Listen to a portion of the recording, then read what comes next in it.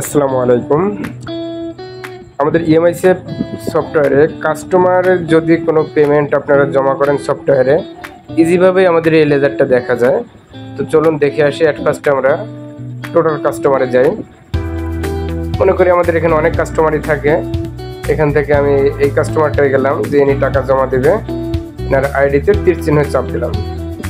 দেওয়ার পরে ভিউ লোনের ভিতরে ঢুকলে এখানে দেখা যাবে যে কয় টাকা সে জমা দিছে, কয় টাকা কি করছে, কয় কিস্তি বাকি আছে, কয় টাকা করে ইনস্টলমেন্ট দিবে, এবং এটা প্রয়োজনে এডিটও করা যাবে। এখান থেকে এডিটে চাপ দিয়ে এডিটও করা সম্ভব হবে। নতুন করে আপনি যাই সাবমিট দেন এটা আবার নতুন করে এভাবে এডিট করেও নেওয়া যায়। যাই হোক, এডিট থেকে বেরিয়ে আসলাম। আমরা এখন কাস্টমারের টাকাটা কীভাবে জমা করব, ইনস্টলমেন্ট অপশনটা আমরা গেলাম। এখানে যে ভিউ ইনস্টলমেন্ট রয়েছে, ভিউ ইনস্টলমেন্ট থেকে এই কাস্টমার আমাদেরকে 2টা টার্ম টাকা জমা দিছে। অলরেডি দেখা যাচ্ছে এত তারিখে এত তারিখে 2টা জমা দিচ্ছে, 3167, 3200। সাপোজ আর পাবো হলো তার কাছে 3100 টাকা। এখন সে আজকের ডেটে আমাদেরকে এই প্লাস চিহ্নের চাপ দিলাম। সে কোন মেথডে টাকা দিচ্ছে, ক্যাশে, mobile banking, internet. Suppose mobile ব্যাংকিংয়ে দিল, মোবাইল ব্যাংকিং দিলাম। মোবাইল ব্যাংকিংয়ে দিয়ে এখানে কাস্টমারের নাম দিলাম, বা কিছু দিলে দিলাম, না দিলে না দিলাম। এই টাকার অঙ্কটায় 3167 তার মাসিক কিস্তি এখানে শো করতেছে।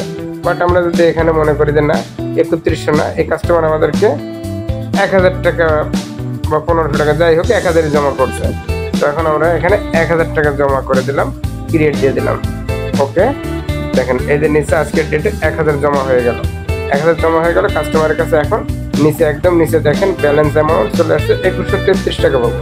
আবার যখন এভাবে দিবে, আবার এই প্লাস চিহ্ন যে এখানে প্লাস চিহ্ন যে আবার এখানে টাকার অ্যামাউন্ট এডিট করে ক্যাশ মেথড না কোন মেথড দিয়ে ওকে দিয়ে দিলে এখানে টাকা জমা হয়ে যাবে। এই লেজারটা আপনার এখানে যেরকম শো করবে, কাস্টমারের সেটে যে ইএমআই সেভ সফটওয়্যারটা আছে ঠিক সেই সফটওয়্যারে সে ঢুকলে এইভাবেই ডেট ওয়াইজ সে দেখতে পারবে। Thank you.